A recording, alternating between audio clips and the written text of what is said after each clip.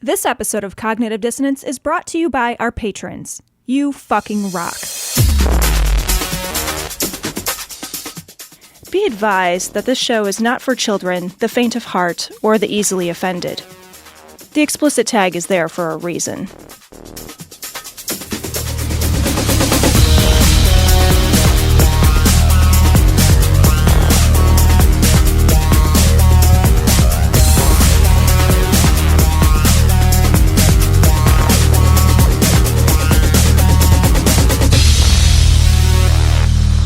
Recording live. Kind of. From the epicenter of the apocalypse, Glory Hole Studios. This is Cognitive Dissonance. Every episode we blast anyone who gets in our way. We bring critical thinking, skepticism, and irreverence to any topic that makes the news, makes it big, or makes us mad. There's a lot that's going to happen that's going to make us mad. It's skeptical. It's political. And this is the first horseman of the apocalypse. Which one is that? Pestilence. This is pestilence. Pestilence. Okay, all right. So I think what, if anything, what we have now, this is episode 516, guys. There may be a 517. I think what we know now is the order of operations for the horses. Yeah, right. You get pestilence. Right. Yeah. I think famine is pretty heavy, pretty hot on the heels of pestilence at this point. Absolutely. Right. War. And then war. I think death just has to be the last one, right? That's what I mean. Like, because death is sort of like, okay. Otherwise, he just parties with the other three. Yeah, actually, I think what he does is it's like the footsteps in the sand thing where he's walking with all of them as he's walking. And at the end, it's just him. I saw a pair of skeletal footprints in the sand and knew death had come for me. Oh, man. Holy shit. Things are getting weird by the week. Hilariously, last week on Thursday, my office was like, yeah, we're probably going to be working from home from this point on. People can come in and sort of collect their shit tomorrow. And it feels like literally a lifetime ago. Like a week ago. Feels like, just like a lifetime ago. It is amazing because like our date night, right, is like on Wednesday. So like last Wednesday, we were like, maybe we'll go to the movies. And like this Wednesday, we're just like, I can't believe we've ever gone anywhere ever where other people have ever been. Like, I'm like spritzing myself with like Lysol in my eyes. It's so true. I was watching a movie the other day. I just happened to turn on the TV, watching a movie. And as I look over at the movie, I see them all crowded around one document. And I'm just like, social distancing, people. What is wrong with you? Social distancing. I was just like, get away from each other. Don't breathe down her neck. How dare you, sir? It's been a week. It's 1 week. And I've already got so much PTSD drilled into me that I see another person. I cross my fingers, hiss, and run away. Like that's literally my defense mechanism is like, and then I run and I hide underneath my car until they leave. It's been 1 week since you coughed on me. 1 week. Since I got COVID-19. Oh, man. Well, I guys, if you're tired of coronavirus COVID-19 news, I can't help you because that's really... It really isn't anything else we could talk about. I mean, for right now... Do you care all about the election anymore? Yeah, well, and I do want... to be honest, I do want to talk a little bit about the election, but again, it comes in... It also is sort of... It's about the election, but it's also about the election and how they talked about this crisis, right? Mm-hmm. If we talk about it at all, the primary that they just had, the primary debate, and the primary in Illinois, it's going to be based around how this is affecting it. Because there's nothing else really to talk about there. Yeah. It's like if a bomb went off in New York City and you're like, well, we haven't revisited this pineapple on pizza question. Yeah, like, exactly. Are you fucking for real right now? Yes, that was an important issue. But now it's like, we're at a place where I woke up in the morning yesterday and I read the news, and it's like there's a floating, there's a naval ship in New York Harbor with a 1,000-bed hospital. Yeah. And I'm like, well, what fucking alternate reality bullshit universe is this that we are living in? Right now. Every day you're just like, this couldn't get weirder. It's like stocks are non-existent. Companies are absolutely worthless. Like you're just like, what? Like all your money is essentially kindling. You're just like, fuck. Like I spent the whole week learning to tie hobo sacks so I could ride the rails. Good. I spent the whole week with my hand on my sack, doing nothing from home. Working from home is weird. I will say that. And I want to point out too, working from home and the stuff that they're mostly telling people to do, it feels like there's so much privilege involved in this, disease. Yeah. One, look at all the celebrities versus all the regular people getting tested. If you're a celebrity, you essentially just get a fast track to a test. One person in the NBA gets it, and all the NBA stars gets it. You're finding out about all these movie stars that are getting it because they're the ones who have access to tests. Other people don't have any access to tests. So that's one method of privilege. The other thing is working from home. There's so many people who just don't have the privilege of being able to work from home, period.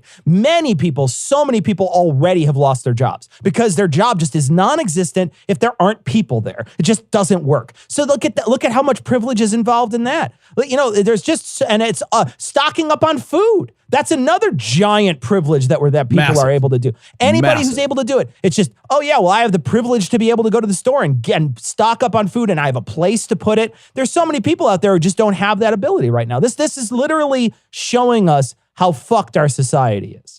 It's so funny because this has been going on for essentially no time. It's a blink of an eye since this whole thing really started, right? And everything is everything's unraveling because the system is so fucking fragile because it has always been balancing on a goddamn knife's edge. It's like looking around and being like, man, Ponzi schemes really do come true, like the whole thing. Yeah. But it is and it's not. It's that like as a service-driven economy, 70% of jobs are service-related jobs or service churn-related jobs. So it's like, if all of a sudden people just don't go buy shit, that's 70% of the transactions in the United States that are either directly or indirectly supported by that or damaged by that. It's a massive, almost impossible amount of change.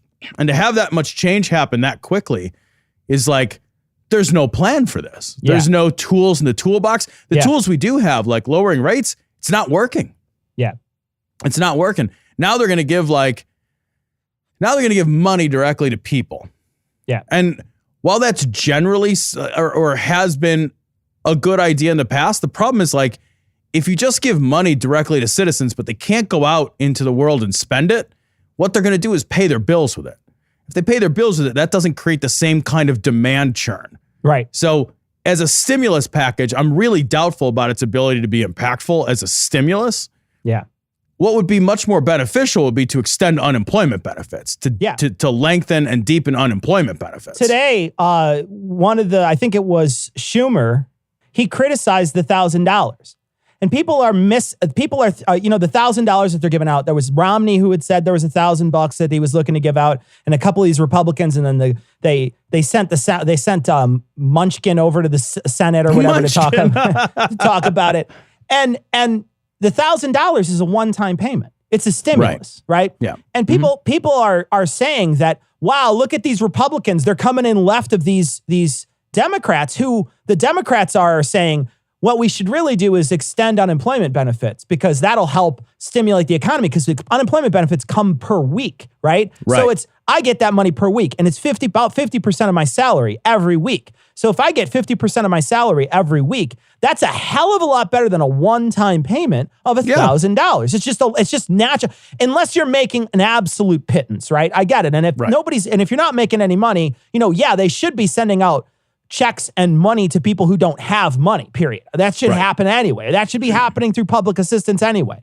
But when you're talking about unemployment, if people lost their jobs, they should be extending those benefits. I don't mind that the $1,000 goes out, but also extend those benefits. Do what Bernie says, which is basically until this is over, give everybody a $2K UBI. Do something like that changes the game. That's a big deal. But everybody keeps on saying, oh, they're coming in left of these They're coming in left of these Democratic senators, and I'm just shaking my head like, do you not understand that recurring payments are always going to outpace a single payment, period? It doesn't even make any sense. And it's not that I don't think that they're doing enough. I don't think that they're doing enough, and I want to see them do more. But I also realize that it's a false argument. We gave everybody a stimulus. George W. Bush gave everybody $300. Yep. What'd you do with that? What'd you do with it? I bought a bicycle. What'd you do with it? I paid off the credit card debt. I had credit card debt, and I paid it down. I went out and bought myself something because I was like, well, the purpose of it is to buy something, like to create churn, and I wanted a bicycle, so I bought a bicycle. I was like, I'll get myself something nice. Sure. So I bought myself a bicycle. Nice. I still have that bicycle, actually. But that didn't do anything, I mean, really, for the economy. It didn't change shit in the economy. No. It was pointless. Yeah. And like the economic problems that we faced when George W. Bush gave everybody $300 were vastly smaller than the Great Depression that's coming down the pipe. Sure. Yeah, this is 3 times as much stimulus, but like the problem is far greater than 3 times as deep. Sure. So I have no idea how we get out of this. It's marked for inflation, but not the situation, Right. So it basically feels like, $300 feels about like $1,000 back then, something like that, maybe a little more. But still, maybe twice as much. But still, it's still an immense amount. It's still an immense amount of problems that we're in when it comes to it.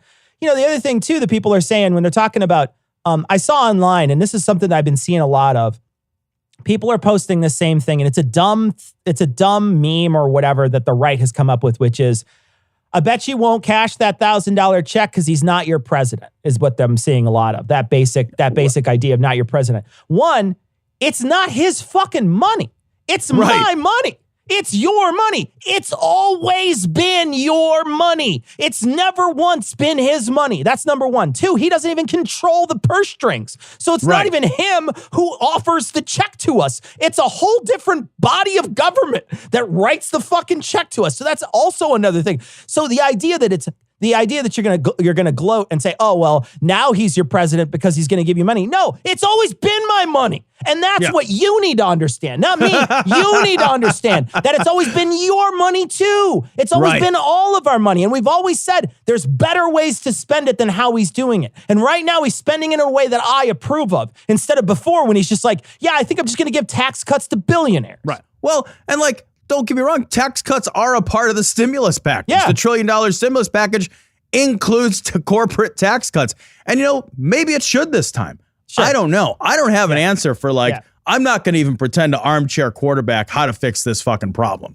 Yeah. I have literally no idea, how in the world you fix a problem as massive as this. What I do know is that we literally have the worst possible leadership through one of the most important periods in American history. Yeah, absolutely. And that's 100% literally terrifying to me. That is, and it's 100% true. There's another group of people out there saying, you can't blame this virus on Trump. And it's like, you're right, I can't. But I can blame the sluggish response. I can absolutely blame that on him. Because I'm going to play a supercut of this Republican. It was a GOP commercial. It came out. It was a GOP group that did it.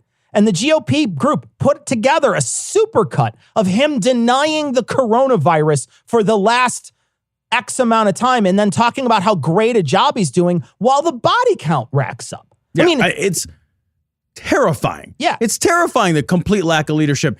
And he just kicks the cans to the governors. And what I will say is there are some governors that are stepping up, like Absolutely. Cuomo is stepping up, and they're just right, you guys need leadership. I am your leader. That's what you've elected me to do. Boom, decisions, boom, decisions, boom, decisions. Yeah. And I'm looking at this and I'm like, God damn, we have some real fucking leadership in this country. And it's not in Congress and it's not at the federal level. I will say I was upset at Pritzker's choice to run the primary election this last week. I thought Were it you was a bad surprised? call. I was really surprised. I was surprised, and I was surprised because other places seem to want to push it off, and it doesn't make a lot of sense. What he should have done is set it up so that there was a bunch of different places that you could go vote. Instead, my voting place was shoved with 4 other voting places because they didn't have enough election judges, right? Right. So I waited an hour and a half to vote that morning, and I was waiting outside because I'm not going to stand inside with a bunch of other people waiting to go. I waited until the line started moving because the line wasn't moving, and then when it did, I went in and voted. But it was over an hour and a half to poll, and I got there early, and the polls weren't even open when I got there. And I was there at 7:30, and they weren't even open yet. So that tells you how long it took. By the time I got out of work, they'd already called it for Biden. Yeah. Like the polls were still open, and they're like, Biden wins Illinois. And I'm like, well, I haven't voted yet. Maybe I'm going to wait. I'm flipping the switch. Right. I'm flipping the switch. But yeah, like they basically just fucking, they're just like, numerically, you can't change this result. Yeah. But, he wound up winning every state that night, but it was one of those things that, I think they probably should have closed it down. They didn't. And that was the one thing. There's been a couple things that have been like, we're sluggish and we're doing some bad stuff. But for the most part, Illinois has been leading the pack of a lot of these blue states in closing stuff down. I mean, Florida couldn't find its ass with 2 hands with keeping those beaches open and all the stuff that they're doing. How insane is that? Yeah. How insane is that to just like spring break? And I don't mean it this way, as I don't, because what I would love to have is that nobody gets sick. So please know that. But there was the first news story about coronavirus was January 8th, right? So the first major news story that broke was January 8th. It's the middle of March. So essentially no time has passed, right? A tiny amount of time has passed. Tiny amount of time. Which means that what we know about this virus is very little. It's constantly changing because the facts on the ground are constantly changing. The science is still emerging around there hasn't been how it works, a what are the giant effects. sample of people that have gotten it, And so initially, the conversation was oh, young people are fine. They barely get it. They're generally asymptomatic. And the detailed reports that have been coming out this week, it's no, that's actually not true at all. So there was this sense among young people that well, whatever, I don't care if I'm a vector for dozens or thousands of other people. I'm young and dumb and I'm going to go party and I won't get it. Or if I get it, it'll be hachoo, I don't care. Yeah. And that's so incredibly selfish and irresponsible that I will admit that there's a part of me that was when the news stories came out that you know what, actually a lot of young people are getting it and it's pretty fucking miserable and it's occasionally even fatal for people, in a demographic we weren't previously worried about. I'm no. Yeah, maybe you shouldn't bank your life on emerging fucking research. I want to talk about what happened in Italy for a second, because in Italy, they did pretty much the same thing. They heard about it. And then they wound up going out and partying and doing stuff. And, they came home and they got people sick around them. Yeah. So some of the people might not have gotten ill, though. Some of those young people might not have gotten ill. And I saw a graph that showed that many people in that age range are asymptomatic. Now, there's some that are dying and they're really getting, but there's a lot of people in that age range, especially because Korea did a side-by-side test with Italy. And Korea's numbers, based on those tests, showed that those people had very, very mild symptoms in that age group, had very mild symptoms, or they were asymptomatic, but they had a huge number of people who had it. And then in Italy, they didn't really show that because they're not testing enough. They're just not testing as much as that South sounds Korea familiar. was. Yeah. Well, and testing saves lives. Testing is the thing that's going to save lives. Testing is the one thing that's going to save everybody's life.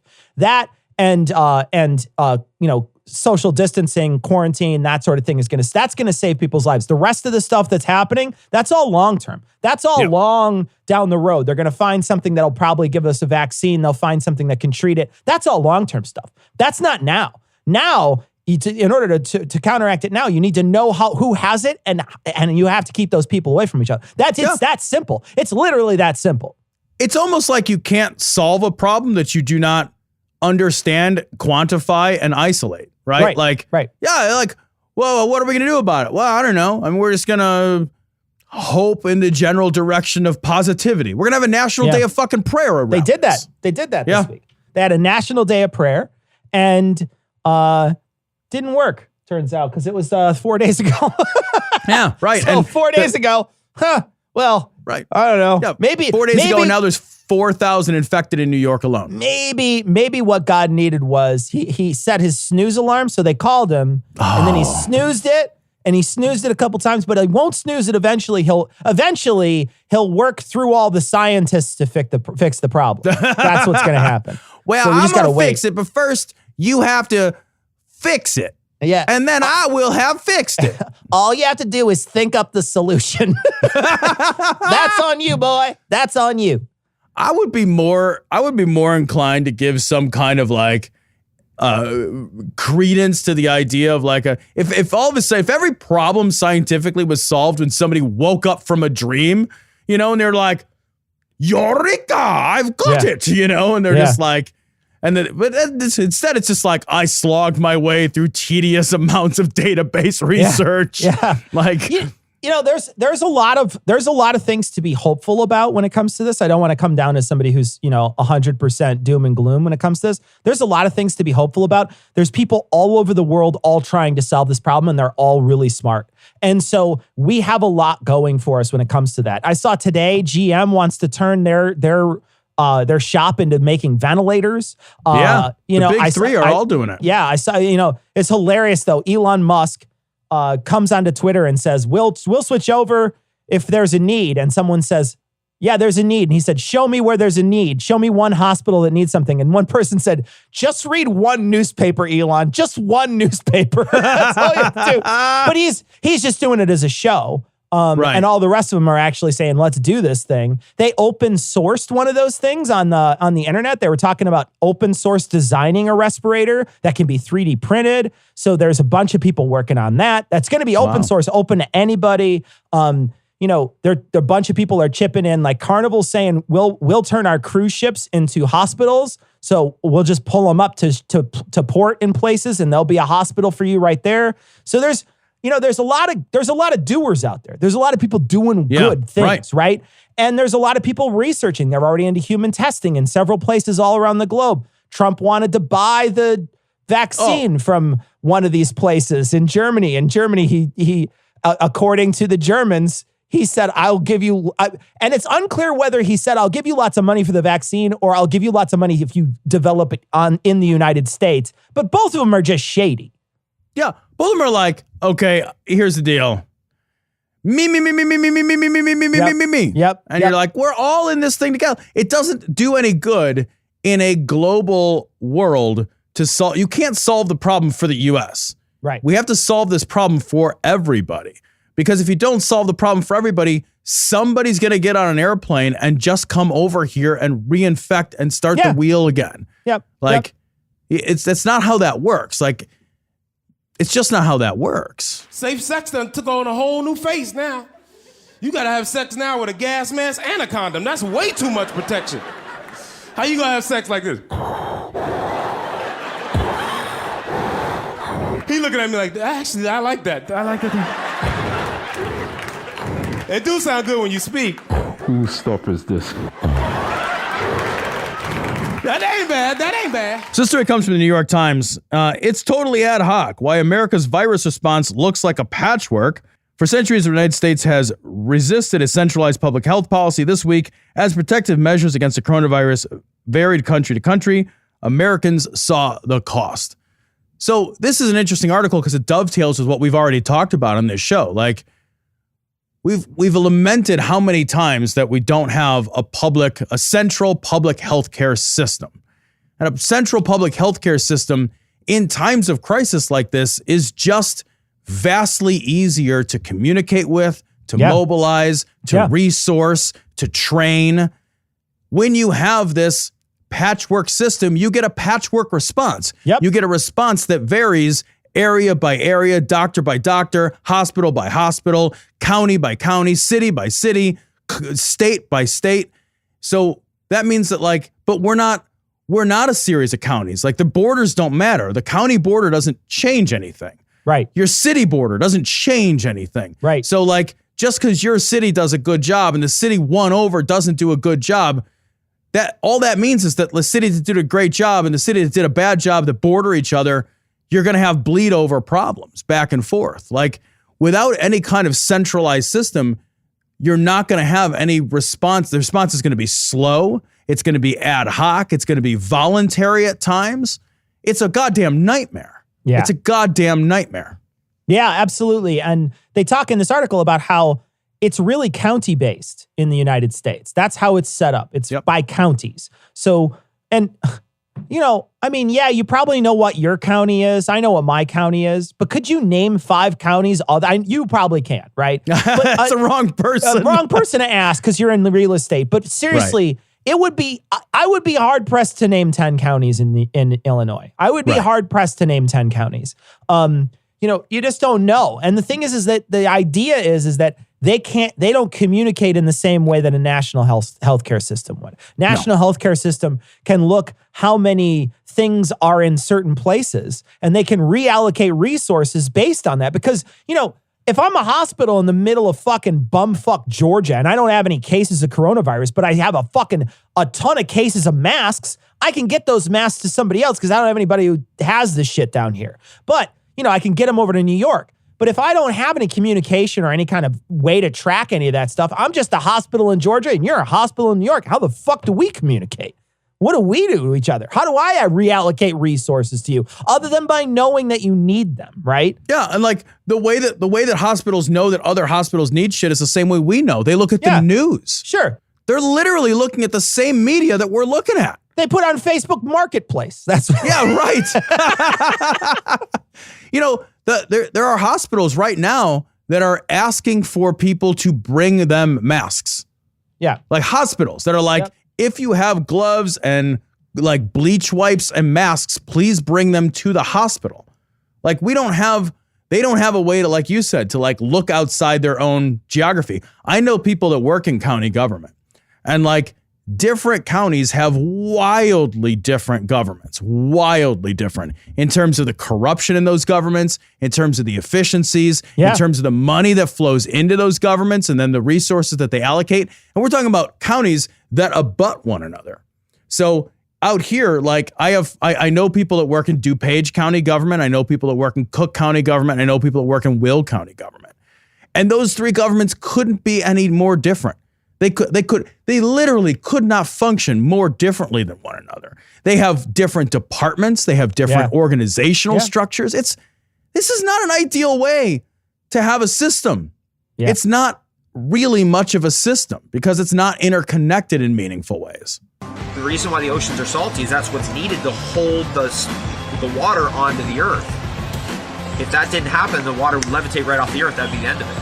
The salt holds it on in the same way it holds it into our body. This story comes from scmp.com. Coronavirus saltwater spray infects 46 churchgoers in South Korea. So there is a church, I'm going to mispronounce this and I'm sorry. There's a church in Gyeonggi, I don't know. There's a church somewhere that sprayed salt water into the mouths of its followers out of the belief that the salt water would kill the virus. Instead, they just transmitted the virus by spraying shit into each other's mouths. We are at a time where we're like, let's stand 6 feet away, not like, hey, here's an open mucous membrane, spray something in it.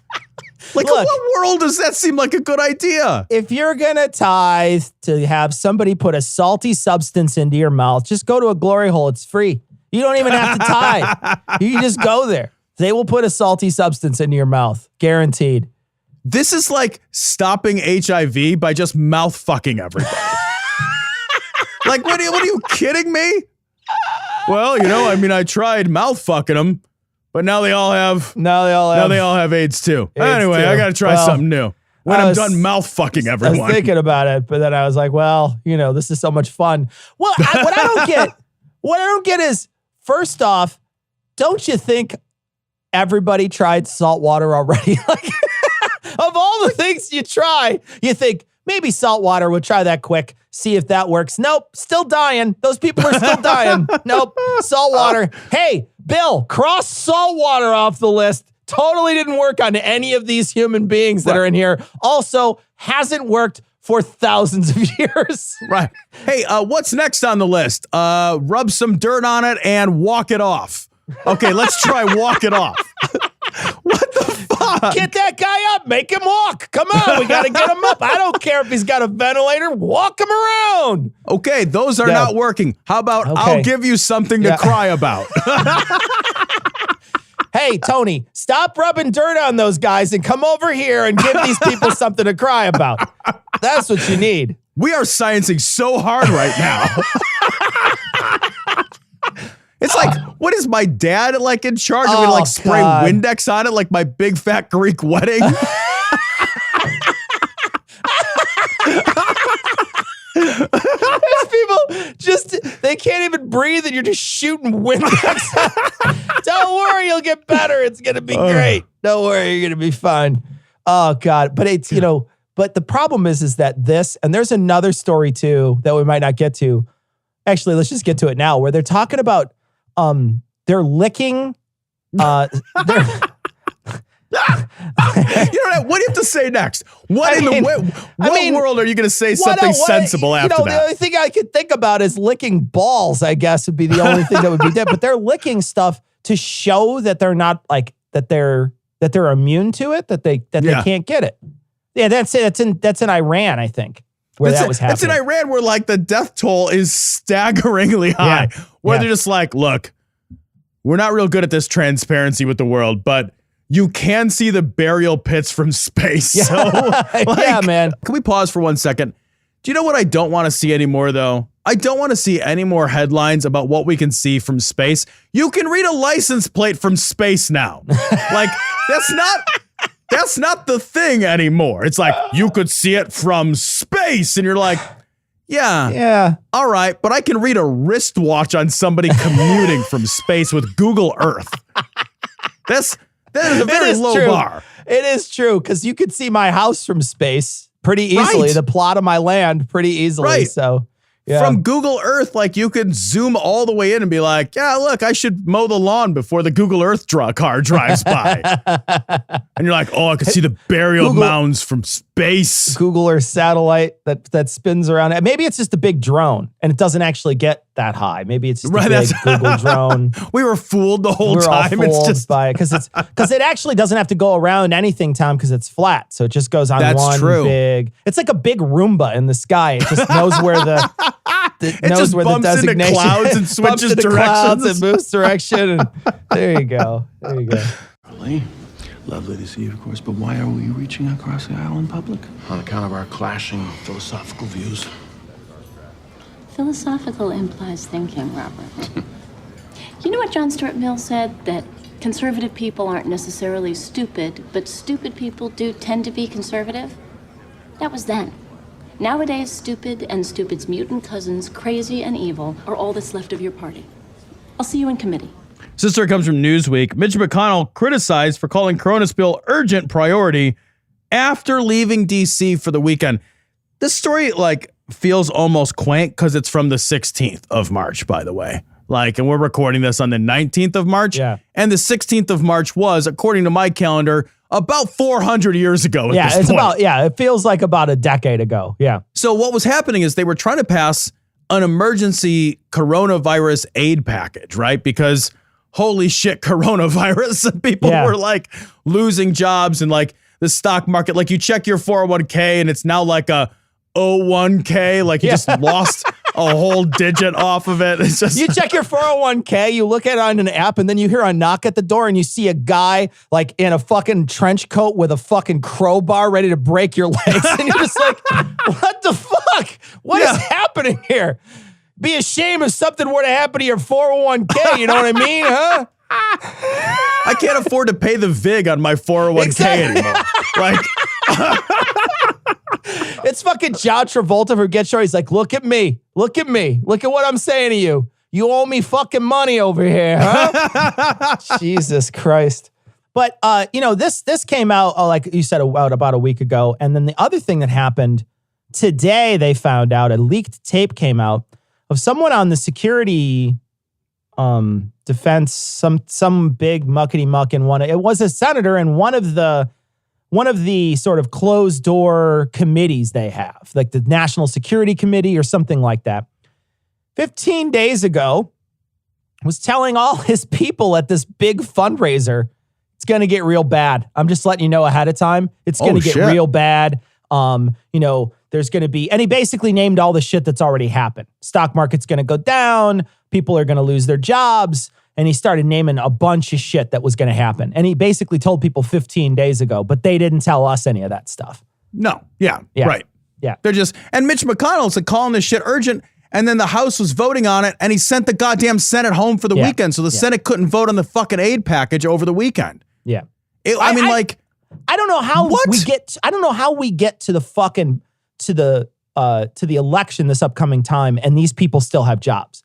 I mean, they are sluggish and stupid and still fighting over shit. You know, do you remember fucking when 9/11 happened and there was just this like amazing sort of cross the aisle group of shit that was going on because people were all in the exact same mode, which was, let's see what we can do to help people that had this problem, right? That, you know, that the people that they were funding shit for 9/11 almost immediately. And there was cross the aisle.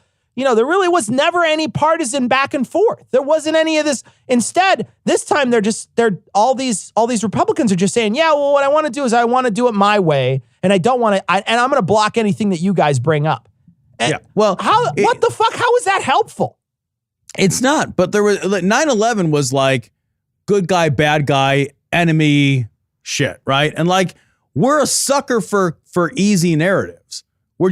And viruses are like invisible and complicated to understand. I mean, they're not actually, but like they're more complicated to understand than like a bunch of dudes with box cutters. Like it's more complicated than that. And like, you know, flattening the curve is more complicated than like, you know, flattening Afghanistan. Yeah. It just is. Yeah, exactly. You're absolutely right. You're absolutely right. Yeah. And so like in 9/11, we could all mobilize against a common enemy. And now we're just like, there are people that aren't even sure. Like there's still people, Cecil, that I talk to that are like, nah, I think this whole thing's blown out of proportion. What? I'm still talking to people. I am still talking to people regularly today, all the time. I'm talking to people every day that are like, well, when everything's back to normal in a couple of weeks, we're going to do this. And I'm just like, nothing's going back to normal. Yeah. Like that's like, get that out of your fucking head. Like normal is over now. Like this, like normal will reset to something new and different, and it won't be in 2 weeks. And everything we do now defines what the world looks like in 6 or 8 months when we finally come out of something. Like if we come out of something in 6 or 8 months, we could be in the shit for 18 months or longer financially. Yeah. Like for sure. I'm making plans 18 months down the road. Like I am trying to shore up my life on an 18-month cycle. Yep. Because I'm pretty sure we're going to end up in a massive recession, possibly a depression. Yeah. So like I'm trying to get 18 months ahead of it. And I would get further along, but I don't know that I can. Yeah. But like, I'm still talking to people that think this is going to be over in 2 weeks. Oh yeah, I know. Oh yeah. You know, it's funny because I knew some people who were a couple of weeks ago were very much, oh, come on, really? Are you really that afraid of that? What the fuck? Yeah. What do you guys do? And then now they've flipped their tune because Trump has changed his tune. Oh Trump has changed his tune this week. And I want to play a clip, Tom. I'm going to let it play all the way through without you interrupting because I want you to hear exactly what, because you got to hear the whole thing. You got to hear the whole thing. Now, I'm going to put a link to this on our website. This is a link to a tweet. Well, you'll hear a clicking sound of sort of tallying numbers, and that's the death count going up and the cases going up. So when you hear that, that's what you're hearing. This is a pandemic. I felt it was a pandemic long before it was called a pandemic. Are there words about a pandemic at this point? No, we're not at all, and we have it totally under control. We're now up to our 8th case in the United States. How concerned are you? Well, we pretty much shut it down. You know, a lot of people think that goes away in April. We have contained this. I won't say airtight, but pretty close to airtight. Within a couple of days, it's going to be down to close to zero. There's a chance that it won't spread. It's going to disappear. One day, it's like a miracle. Almost everybody that we see is getting better. And it could be everybody, too. They're going to have vaccines, I think, relatively soon. And they're going to have something that makes you better, and that's going to actually take place, we think, even sooner. We have thousands or hundreds of thousands of people that get better just by, sitting around and even going to work. Some of them go to work, but they get better. As of right now and yesterday, anybody that needs a test, that's the important thing. And the tests are all perfect. Like the letter was perfect. I'm not happy about the lack of the appropriate number of test kits, that's for sure. You see Americans who are concerned that you're not taking this seriously enough and that some of your statements don't match what your health experts are saying. That's CNN, fake news. The president say, for example, he's going to continue with political rallies in the face of this. Is this sending the right message? Going to a rally, there's no reason that you shouldn't go. It's really working out, and a lot of good things are going to happen. On this sign up here, it says you should stop handshaking. Well, look, as the president has said, in our line of work, you shake hands when someone wants to shake your hand, and I expect the president will continue to do that. I'll continue to do it. No, I don't take responsibility at all, but it's something that we have tremendous control over. And on a scale of 1 to 10, how would you rate your response to this crisis? I rate it a 10. This is a pandemic. I felt it was a pandemic long before it was called a pandemic.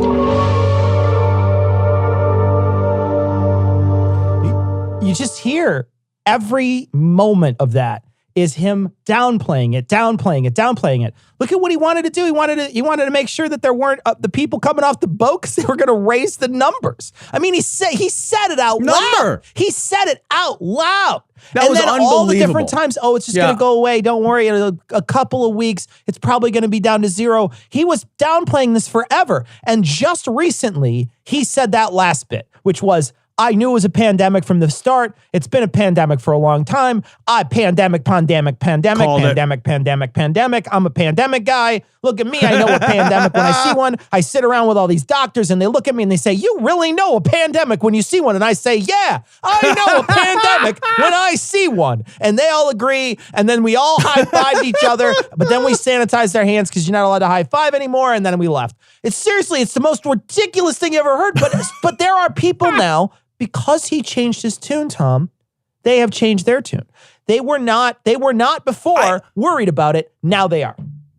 That's unreal. And the not only is that unreal, it's unsurprising, right? It's entirely unsurprising, but like the goddamn tragic part of that is like they haven't then done anything to prepare themselves. And they have spent precious time not socially distancing. They've not accumulated supplies if somebody in their home gets sick and needs to be quarantined. All that time that they should have spent, if we had competent fucking leadership that was transparent about the scope of the problem and that took things fucking seriously, again, like so many of our governors have done. Yeah. Like if we had this is a moment where like, we don't need a personality in chief. That's bullshit. We hired a fucking bullshit personality in chief who wants to stand in front of a fucking podium with a really cool seal on it and, take his picture in front of a goddamn Marine helicopter and look like a Billy badass motherfucker and skate through 4 or 8 years intimidating a bunch of sycophants. That was his fucking goal. But we have a real problem. We have like a problem that we have not faced since 1918. We haven't had a problem this fucking big. Yeah. And it is like a test of any leader to lead you through this, to make decisions, to be transparent, to find resources, to be innovative with solutions, to do the things that like real leaders do on a minute by minute basis. And then like that's what inspires people to be able to act on their own and to do the right thing because they understand what the right thing is, because they understand the problem. And instead, we have this fucking buffoon. Yeah. It's the worst. We have a guy who has literally no idea what he's doing. Literally no idea. I mean, and when he he seems like he's trying to finally ask people what to do, and they're telling him how to handle it. And I think there's certainly smart people in government that are probably giving him good advice, and hopefully he's following it.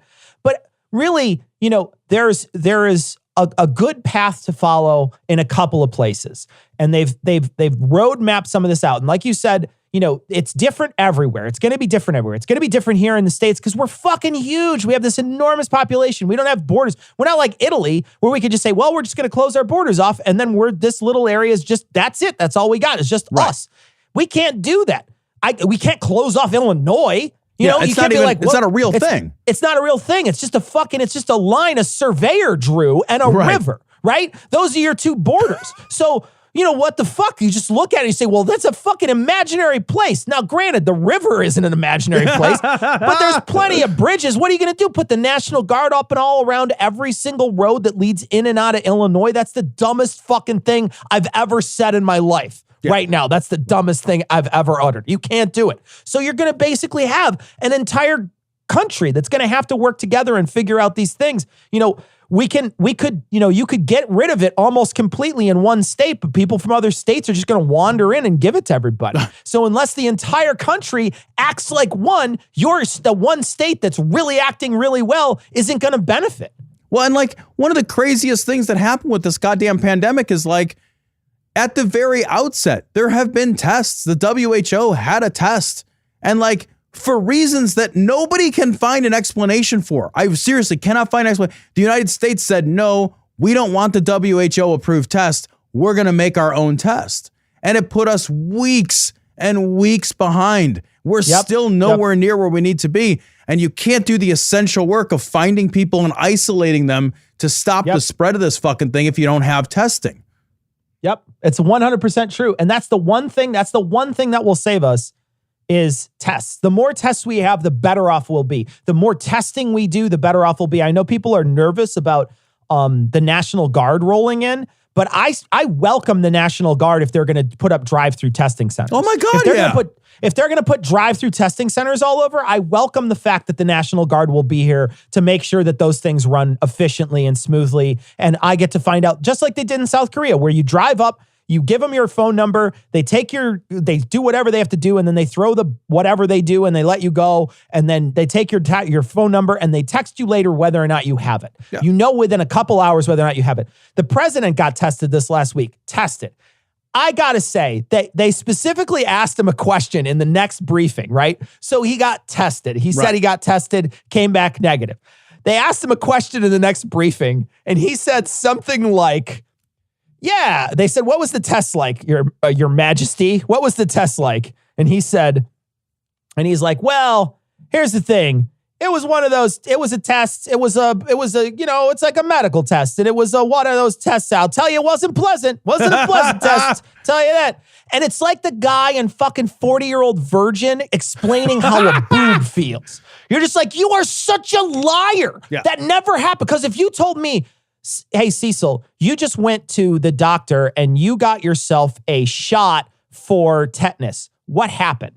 I could tell you the entire process. Right. I know what happened because I was in it. It happened to me. Right. I know. Right. But he's just like, oh, yeah. Oh, it was a test. It was a beautiful test. Let me tell you. You're just like, you're a fucking liar, man. Such a test. You didn't get tested. What a great test. Love that test. Let me tell you, the doctors who administer the test, the best. Such good doctors. Beautiful test. God. Very fast, efficient. What a test.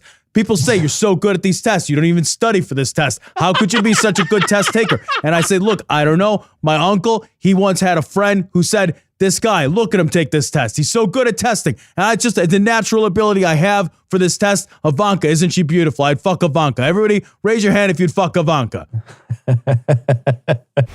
Yeah. Hey everybody, welcome to this next part where there's a clip. No, don't jump. Go through the portal. This next thing is a clip from the live stream from last Thursday. Whoa, that guy got gibbed. Oh, okay. From the last Thursday, if you want to watch the live streams, it's every Thursday, 9 p.m. Central, even in quarantine times. Oh, is that the BFG? BFG 9000? Yeah! Sorry, I'm playing Doom Eternal right now, so I'm a little preoccupied. But listen to the live stream and join us every Thursday, and maybe gaming live stream? I don't know, maybe. Okay, thanks. Bye. Oh, God, the chainsaw! Well, I know they don't want us to do this, but just turn around and greet 2 or 3 people. Tell them you love them. Jesus loves them. Amen. Just go ahead and spit in their mouths. Yeah. If you're the receiver, you have to lean your head back and open your mouth like it's a bukkake video, and the other person's got to stand on the chair and just spit right in your fucking gaping maw.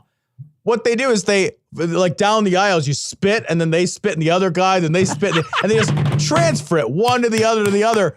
And then at the end, it's all just in a giant collection plate. All right, Tom, stop. You're getting me turned on by It's getting a little warm in here. What the fuck is wrong with these people? That's so amazing. What they should do is they should all just hold out their fingers, and one row should just suck on each of their fingers and walk down. And then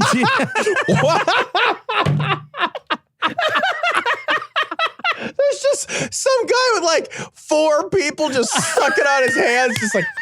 He's like a weird cow. He's just like, what is happening? What's going on? It's his first day at this church. And he's just like, I don't even know you people. What the fuck? But it's starting off right, though. Starting off right. Some other guy you hear just. Zzz. I love church. Oh, man. Workers, young people, Lime scooter, Bird scooter, our seniors, locally sourced, organic scooter cooperatives like we have in Vermont. Burn scooter. This is locally sourced. Yes. Organic. Yes. Non-GMO. Right. Sage. Exactly. Rick, I just filibustered in my pants. Sister comes from the Washington Post. Shut this president up right now. Sanders lashes out at Trump's blabbering response to coronavirus. I gotta say, like, one of my favorite things about Bernie Sanders is how fucking irascible he is. Oh, I love it. I love it so much. He's been mad since the fucking 40s. Yep. Like, he came out of the womb just like yelling at people and shaking his finger Angry at them. as fuck. Absolutely. And he's right. Well, he absolutely is. The bumbling, stupid response he's been having. And this was, he said this several days ago because this came out on the 16th, but he said this over the weekend, right? So again, this was before Trump had come out and said, I think it's a pandemic. Trump at this point was still downplaying it kind of. So the president was being an idiot, being a frumpy asshole, crossing his arms in the meetings. Oh my he was just being a douchebag. And so he specifically called him out for it. Did you watch this debate that happened on that Saturday night? I did not, no. Yeah, I watched it, and I gotta say, I don't think either of them looked super sharp. I know you're in the middle of a crisis. I know you're in the middle of campaigning. But at one point, Bernie's calling it Ebola, and then Biden is also having some senior moments up there. I'm just like, what the fuck is happening? How did we get to a point where the 2 oldest guys in the room are like, yeah, I'll take the job? And you're just like, what about all those young people that were in the room? What about all the women who were in the room? Like, nah, we're checking out. Let's leave it to the old guys again. Dude, 2020, something. Pick any 70-year-old white man you want. Yep. Any 70-year-old white man. What the fuck is going on? That's what you get. Sorry, you don't get anything else. And don't get me wrong, I like Bernie Sanders. I voted for Bernie Sanders in the primary, like Bernie Sanders a lot. I'm a fan of Bernie Sanders. I think Bernie Sanders' plans and ideas and how he's talking about this particularly was really good. It was a really good way to talk about it. I don't think Joe Biden talked about it in a way that was alarming. He had very similar ideas to how Bernie Sanders was talking about. It wasn't that Joe Biden was saying, no, what we need to do is cut everybody's head off and stick them in a fucking furnace. You know what I mean? He's basically saying, we need to handle it basically in the exact same way. He's saying that we need to make sure that nobody has to pay anything for anything that happens with this disease. On and on. I mean, it was, I agree with Bernie Sanders way more than I agree with Biden, but at the same time, I didn't think Biden was saying things that were so alarming that I needed to throw up the red flag. The problem is that, a couple days later, and this has been the trend, after that first Super Tuesday, it has been a downward slump for Bernie Sanders and an uphill climb. Just unbelievable for what's happening to him. You would think how well he did in 2016, you would think that he would come back and be the favorite this time around, especially after how well he ran against Clinton. But he is struggling so hard against Biden. The Bernie shine is gone for me, right? Like, I like him as a person. I want to live in Bernie's world, but at this point, like, I don't think Bernie's world is the world that we're going to get. I don't think Bernie's world is the world that America as a whole is motivated. The important part of this is motivated to create. And that's the only thing that matters. You have to get people on board, motivated to help create this revolution, right? Otherwise, it's just a bunch of fucking internet warrior bullshit. It's a bunch of echo chamber nonsense. It's not going to happen unless people do the one thing that matters and show up to vote. They're not doing it. Young people are not present. They have sat this thing out. So if they're going to sit out the primary, which is where they get to choose whether or not their guy even gets a chance to play, they were never going to show up to the general. They were never going to show up to the general. And like what that means is that the people that matter in America, the doers, to use your word, the doers, those are the people that vote. If you're not a voter, you're not a doer. You don't matter politically. You are an irrelevance politically. So like what matters in America are the people who decide to choose. And like, if you don't decide to choose, you're just making noise. It's farts in the wind. It means nothing. Don't do it. Like, so I look at Bernie and I'm like, that is not going to happen. That's just not, like, America has spoken silently and we have squeaked our way back into the fucking mouse hole. That's not the world that the doers have decided that they want to build. And maybe next time we get it, but we don't get it this time. Well, you don't get it this time. And it upsets me that the idealists miss out again, but you've got to understand it's a big goddamn country and the Democratic Party is a big goddamn tent. It's not just you. It's not just Reddit. It's not just Sanders for president on Reddit. It's not just your Facebook group. It's not just our Facebook group, which is heavily Bernie centric. I mean, there are some people who are Biden minded, and but there's some people who are Bernie centric. Many people. It's not just you. There's a lot of people out there who don't have faith that Bernie can lead this country. They don't agree with Bernie's policies. Look, that's just the way it is. He didn't do a good enough job convincing them. He didn't do a good enough job doing that. Now, would they ever believe him? I don't know. I don't know if I don't have that answer, whether or not they would or not. But I will say this. Biden came out, what I thought was a joke of a campaign early on and has absolutely just ran through everybody. Now, I think Biden's a weak candidate, to be perfectly frank. I think Biden has a lot of problems, but he's going to have more problems if people don't vote for him. If people just sit this one out. If the idealists like me sit it out because they're mad. You don't want this fucking dipshit in chief trying to figure out how to fix things that he can't fix now. You need somebody in there who's going to have some kind of solid plan and somebody who's going to listen to the fucking science. You want somebody who's going to listen to the science. You want somebody that's going to listen to the economists.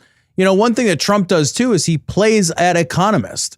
And he is not an economist. He's a businessman. And there's a big fucking difference between businessman and economist. And he doesn't listen to the economists when they give him advice. Like, he is the fucking literal worst person to have in charge of this because he doesn't listen to anybody because he doesn't respect anybody as much as he believes his own opinion. And like if you, I don't care about Biden winning. What I care about is Trump losing. That is more important right now. You got to have... Me, absolutely. I'm 100% You got to have that guy out of the fucking office. You got to have somebody who's going to appoint a decent fucking judge. The other thing is we got COVID-19, but if you read anything ever, all the scientists have been warning, look, with climate change, with deforestation, we are just going to see more of these viruses enter our world. You could have COVID-20. We could have it, there's nothing that says this is the only pandemic we'll have. You could have overlapping pandemics. That's not an impossibility. If you look at what the scientists have been warning about for years and years and years, we could have a huge flu season on top of the COVID issue. You gotta have effective fucking leadership. And we have nothing. We have nothing. A broom with a hat on would have been better. It would have been better because it wouldn't have lied. A hand puppet controlled by a child molester would have been better. I know a lot of you come here, you watch TV, you wait every night for somebody to come on here and give you an answer for your lives, waiting for someone that'll come and say, hey, this is it. I don't have to settle for defeat anymore. I can rise up out of my routine. I can get a hold of myself. I don't have to lose. I can win. There's something inside me that's not going to let me go down anymore. But I'm not the guy. This story comes from the Joe My God blog. Trump's spiritual advisor seeks $91 faith seed for the soul sick during her coronavirus prayer speech. So this is fucking Paula White. Like, Paula White is not nobody. Paula White is the White House spiritual advisor to Trump. And so I think it would be good to read what she actually is saying, just so there's like no fucking confusion. Many churches have health centers, etc., but we are a hospital for those who are soul sick, those who are spiritually sick, because we bring forth the word of God, we bring forth truth that gets down deep in your soul, the way you think and you feel about things. What does that mean? What the fuck? What kind of fucking word salad gibberish ass bullshit is that? Dumbest shit I've ever heard. Seriously, we bring forth the word of God, and we bring forth truth that gets deep down in your soul, in the way you think and you feel about things. So there's what the fuck? All right. Just fucking what? Why can't you? Like, you can't speak. You cannot do it. You're bad at this. Maybe you'd like to sow a $91 seed. And that's just putting your faith with Psalm 91. Notice she didn't pick Psalm 12. Yeah, she definitely didn't pick Psalm Finn or Psalm Sawbuck or Psalm. She fucking picked Psalm 91. Yeah, right. You know, hey, anyway, maybe you'd like to give me about $100. Yep. Probably you would like that. So she says, or maybe $9 or whatever God tells you to do. Yeah.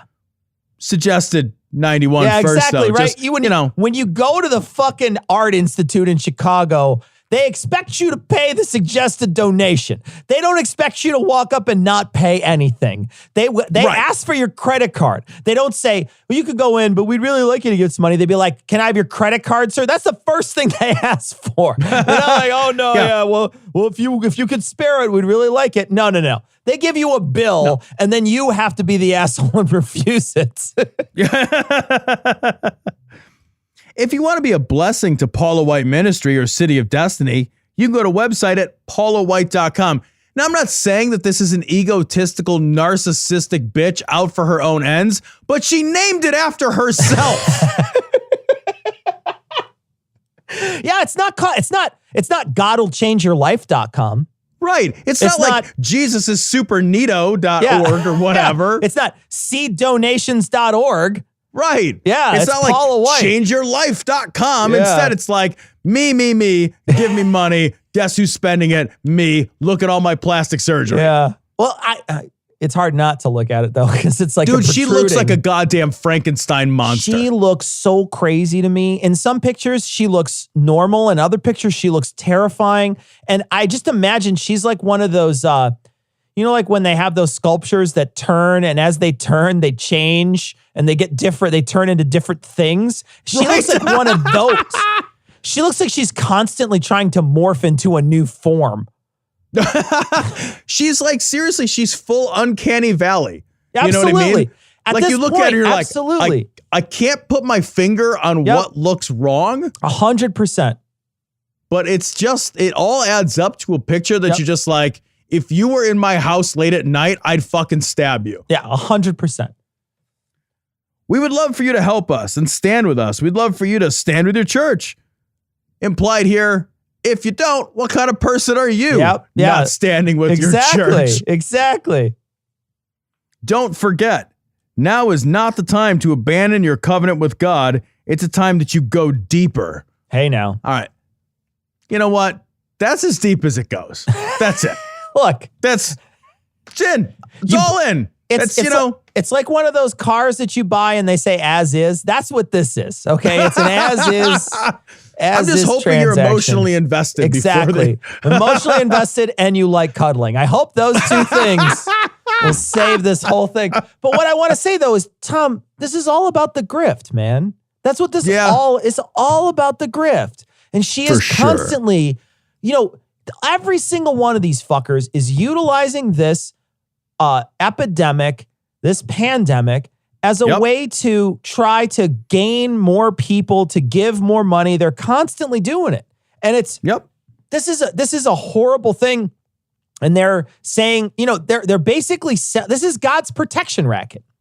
What God's doing is God is coming down and being like, hey, that's a nice lung you got there. Sure would be a shame if coronavirus were happened to it. That would be real tough. And so they're basically paying protection money, but it's useless. You might as well just fucking make it rain on a fucking sewer rat. It would be the exact same fucking difference.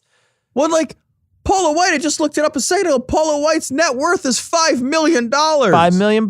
She doesn't need your $91, but guess how she got her $5 million? Yeah. Because people gave her $91. A whole lot. And she's asked for your money a lot of times. And the problem is that people are going to give more now because they're afraid. Yeah, they think it's going to protect them. She's saying, like, don't abandon your covenant with God. That's literally a threat. Yep. That is literally an actual threat. Like, it is the thing that keeps you safe. This is the thing that keeps you safe. Why would you walk away from that now? Yep. Yeah, absolutely. It's the one thing that it's sort of it's your guidebook right now. It's what's going to get you through this whole thing. And if you reject it now, where will you be? You'll be lost. You'll be lost without it. And there's going to be a ton of people that are going to be chucking their money at her because, and this is not an isolated incident. It's not an isolated incident, and it's also a lady who also has a lot of power in this country and a lot of publicity out in her name because she's connected to the president. This is somebody who looked at this crisis and thought, I can make a buck on that. How do I make money off of this? Right. She is the spiritual equivalent to that asshole that like hoarded hand sanitizer. Yeah, fucking A, it absolutely is.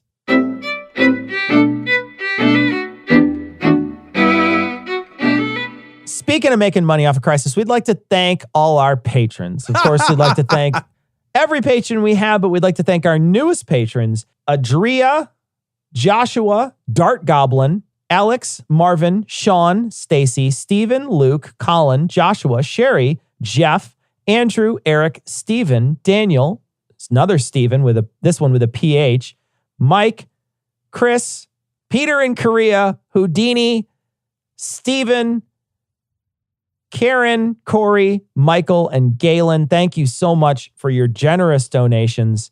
We are going to be sending mugs to Marvin, to Jeff, and to Galen. So we'll be sending out those mugs this week. Hopefully, if there's still a post office. So if that still happens, we will be doing our best. We may be locked down here in Illinois. They just locked down California while we were on the air tonight.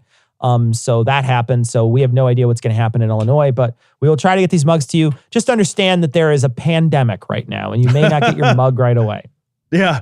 Your patron mug may be delayed due to global crisis. Yeah, exactly. But send us a message with your snail mail address and we will ship it out to you, dissonance.podcast@gmail.com or ian@dissonancepod.com, and we will ship those out to you when we can.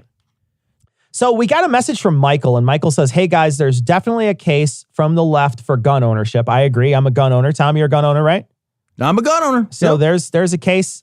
Tom and I are just the two guys who think that gun ownership is okay as long as it is heavily regulated. It is currently not. So it's not regulated as really opposed at all. to virtually unregulated. Yeah, it's virtually unregulated. So we're on the other side of that. He says, though when I say left, I mean the country, I mean what this country considers far left, socialists and such.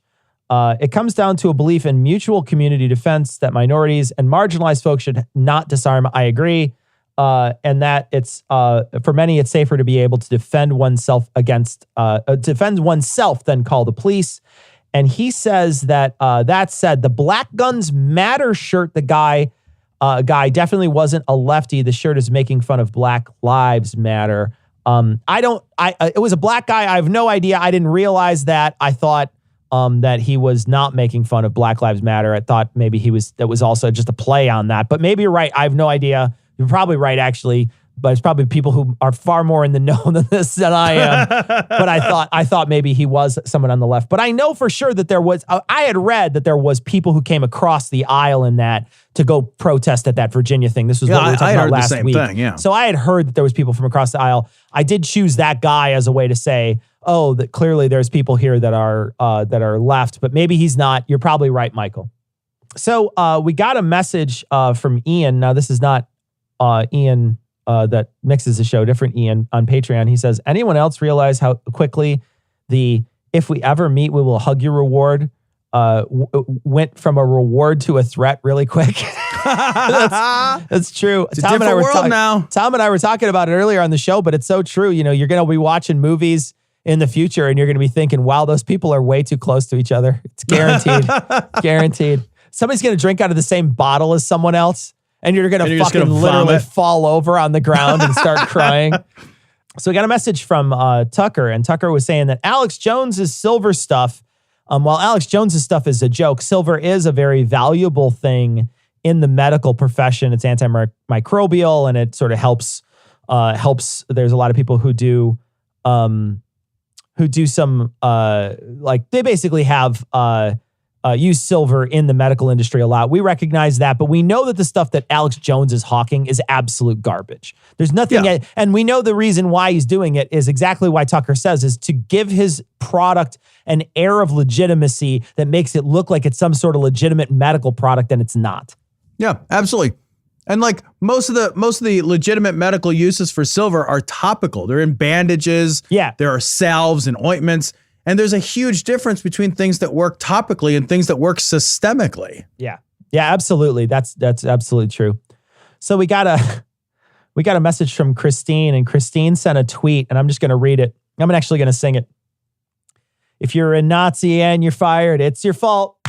If you're a Nazi and you're fired, it's your fault. If you were spotted in the mob and you lost your fucking job, you're a Nazi and you're fired, it's your fault. Love it. It's great. Love it so much. That's super so fun. great. And it's fucking true. It's fucking true as fuck. Absolutely. Yep. And I got to say too, the fucking president calling it the Chinese virus. What a fucking racist dog whistle that is, right? And he's still saying it. He's still defending it. Even when people call him out and they're like, come the fuck on. Yeah. And he's just like, meh, I never back down. Yeah. Down is not where I back. Yep.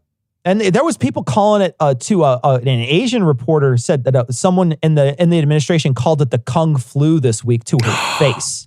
To her face. Fucking outrageous. Unbelievable. I mean, he's an unabashed racist. He's just an unabashed, like, we're not even pretending anymore. Yeah. It's not racist to say that the virus originated in China. That's not racist to say. No, it's just a true place that it started. It's a racist to call it a Chinese virus. And if you don't know the difference between those two things, you're an asshole. So we got a message from someone who's in the Netherlands, and they said that our government declared yesterday that employers and of at-home employees, like restaurant workers, are going to be compensated 90% of their employees' salaries. Wow. That's amazing. Can you imagine a country that utilizes the funds they get from the people to help the people, Tom? How the fuck would that work? To be fair, there's only 9 people in the Netherlands. Yeah, I guess that's true. They all chipped in. Yeah. So they're just like, hey, can we help Greg? Yeah. Greg is at home right now. We got a message from Mary, and Mary said that basically at the university that they're at, a few departments at the university are in the process of producing tests to distribute, and they have the manpower to process the tests. They are mostly made up of grad student volunteers that have lined up to help. Last I heard, the university lawyers are processing their request. We have already started on creating the tests. Underpaid scientists to the rescue. Our average stipend is around $30K. And we're totally doing this to profit, but we are totally doing this to profit off the world and create bio threats for petty political reasons. I think that's amazing. But I want to point out too, someone was quoted this week, and I just saw the text, so I don't know how true it is, but I saw the text over someone's face, so I think it might have been a meme or whatever. But Spanish scientist was quoted this week and said, yeah, you pay footballers $1 million a day and you pay us $1,800 a month. Why don't you go ask the footballers to fix this? And it's like, it's like, and I think genuinely, we need to look at not only, you got to start looking at all these people right now, especially the people in like the service industry that are still doing stuff. We should be paying them hazard pay. It is absolutely a hazard for them to be on the job right now. Yeah. And anybody who's getting paid and has to go to work and has to leave their house and doesn't have the privilege of being home should absolutely be getting hazard pay. Somehow there should absolutely be some extra compensation there, because you shouldn't have to just go there and be like, oh, well, I guess I'm fucked. I guess I'm just going to have to fucking, go to work and get the same shitty. And a lot of these people are the same fucking people who are saying, yeah, they got to pay that person $15 an hour is too much to pay that person. A lot of these people are not making that much. Yeah, we rely so heavily on the service workers, and they rely on their goddamn income. Like, they can't afford not to go to work. It's just taking advantage of them to be like, I'm not going outside. You take my risks for me. Yep, exactly. So that is going to wrap it up for this week. We hope we'll be back next week. If there's still a show and still a place to record and all that stuff, still a world. We hope that you take care of each other. Be kind to people. Be kind specifically to people that are in the service industry right now. They're having a real tough time, and a little kindness goes a long way. I said this on the stream last week, but I'm going to repeat it to everybody here. People deal with anxiety in different ways, and give people space to deal with their own anxiety in a way that is helpful to them. This is a very anxious time. People all over are feeling very anxious right now. And so however you deal with it and however the people around you deal with it, help them deal with it in a very healthy, positive way. And so that, if they need space, give them space. If they're a crier, let them cry. If they're a laugher, laugh with them. But make sure you give people space and don't be the person who shits on someone else's anxiety, especially right now. That's the worst thing you can do to somebody, is to not help them through this part. And you should be there for other people right now to help them through this part. Hopefully, Tom and I, kidding around and being a little angry today, we're there for you. Hopefully you can be there for somebody else, but be kind to each other. This is the time to do it. So that is going to wrap it up for this week. We are going to be back next week, but we're going to leave you like we always do with the Skeptic's Creed. Credulity is not a virtue. It's fortune cookie cutter, mommy issue, hypno-Babylon bullshit. Couched in scientician, double bubble, toil and trouble, pseudo quasi-alternative, acupunctuating, pressurized, stereogram, pyramidal, free energy healing, water downward spiral, brain deadpan sales pitch, late night info docutainment. Leo, Pisces, cancer cures, detox, reflex, foot massage, death in towers, tarot cards, psychic healing, crystal balls, Bigfoot, Yeti, aliens, churches, mosques and synagogues, temples, dragons, giant worms, Atlantis, dolphins, truthers, birthers, witches, wizards, vaccine nuts, shaman healers, evangelists, conspiracy, doublespeak, stigmata, nonsense. Expose your sides. Thrust your hands, bloody, evidential, conclusive. Doubt even this.